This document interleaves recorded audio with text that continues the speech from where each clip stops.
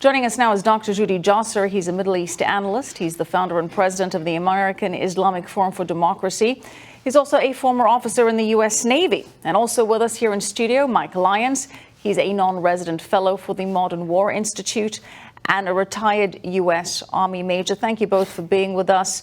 Mike, I'd like to start with you here in studio. How compelling is it that Iran was indeed behind this attack based on the evidence that the Saudis have presented? I think that's clear. I think that the Houthis have not the capability, wherewithal to have that kind of technology or launch that kind of technology into Saudi Arabia.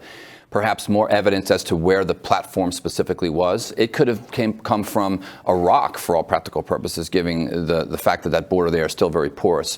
So the evidence is clear that it came from Iran. And now Iran has also created a new kind of weapon system. This kind of slow-moving drone cruise missile, fly below the radar, deploy in mass, dumb suicide bomb vest, like an improvised suicide clone, drone, so to speak. And I think we've got to be really cognizant of what's happening there now. The fact that it just could hit one target within Saudi Arabia, it can take out and create that much damage. So it's clear that that Iran's behind it. It just gets back to what are we going to do? It's an interesting analogy that you say, like a suicide bomber drone version, and that is, of course, very perplexing. Dr. Josser, look, does it matter if it's Tehran in the form of the Tehran military, the Revolutionary Guards, or whether it's the Houthi rebels, considering that they're backed by Iran? I mean, either way, Iranian fingerprints are all over this, right?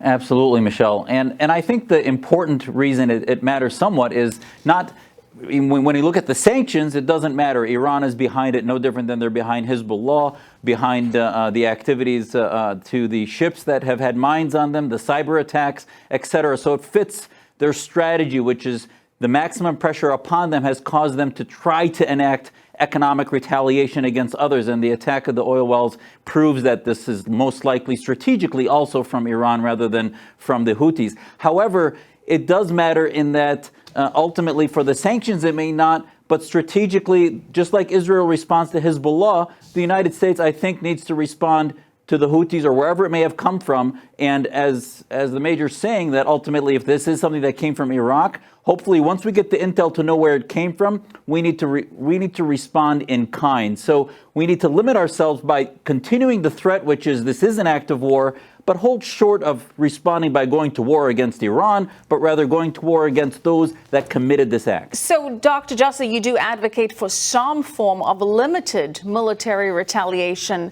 against any Iranian proxy, if it is indeed the Houthis, but not Iran proper. Exactly. Once we get the appropriate intel to know where this came from exactly, I think there needs to be a deterrent response. If you don't get a deterrent response, no different again than what Israel does to Hezbollah in Syria or elsewhere, they will continue to do this. That is why they're pushing the envelope. They feel like they can, and the sanctions are working. Make no mistake, the left's mantra that this proves that the Trump doctrine is not working is complete nonsense. Actually, as somebody my family's from Syria and elsewhere, I know the mentality. The tribal thugocracy, the theocratic mentality is that they are being squeezed, and they want the Saudis to feel the economic squeeze, and they feel they can get away with it because the Saudis, even more so, you'll see from their language, they don't want to go to war. And I'd rather see us respond in a more surgical way rather than the Saudis to inflame the matters, which I don't think they want to do either. Well, Mike, to Dr. Josser's point, the Iranians do want some kind of response. They wouldn't launch this kind of attack if they weren't itching for a war. So what is the best way to respond that sends a message of deterrent without playing into Tehran's hands? Yeah, I don't think we can respond, frankly. I think that either the Saudi Arabians have to respond by themselves, or we've got to go out and get a coalition similar to what we did 25 years ago. So you don't advocate any kind of limited military surgical response? I don't, because history shows there's no such thing. All it does is escalate. And I don't believe that without the entire world around us, it would do us any good. Now, if the Saudis decide to do it on themselves, which they have the capability and technology, then fine, they should do for it. I don't believe Israel should get their fingerprints on it. I'd like to think we won't get involved. I really don't believe this president is going to go down this path because there's so many unintended consequences. Now, we can argue the last administration fell into that, fear of what would happen, but it's very clear if we decide to go into this with our eyes wide open and support some kind of attacks here and things escalate, then we're faced with what now? Well, what do you say to that, Dr. Josser? Because Mike here thinks that the best response is no response from a military perspective, but to maintain the economic pressure to increase the sanctions as the Trump administration has been doing.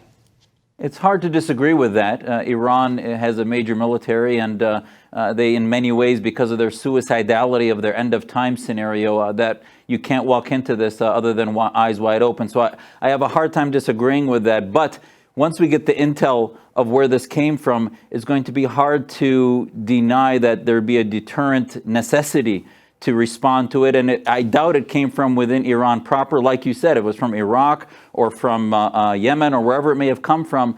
You can respond. And, one of the this might be a rhetorical comment, but I find it interesting that Israel can respond like it has to proxies without ending up in a war against Iran, but yet the United States can't. And I never understood why the United States can't employ the same type of deterrent response.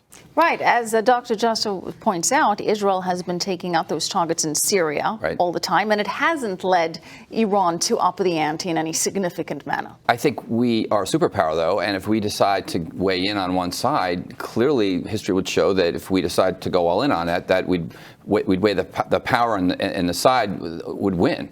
And we then could invite perhaps the Chinese, the Russians, others would get involved then at this point. So we could go from a regional war to a quasi-global world war. I don't want to sound too alarmist about it, but I just think every single course of action has got to be run the traps and to see specifically what the outcome could be before we decide to get involved with this at all. Or else we get Europe, everybody else signs off on it. We get 30 nation countries say, this is what we're going to do, similar to what we did 25 years ago. That's very, very unlikely, considering the lack of unity between the U.S. and Europe on anything to do with Iran. Yeah, and this is this is why you could argue in some ways the Middle East needs a NATO, needs some kind of defense mechanism already built in it that should have been established. Maybe this could lead to that, but at this point right now, given all that's happening, look, I don't want the Saudis to think that the Iranians are weak, and I don't want us to go after the sanctions could be working. In 7 months, there could be internal strife inside Iran as to begin with. Well, it does seem as though the sanctions are working based on the way that Tehran is lashing out. Thank you so much, MIke Lyons, Dr. Judy Josser.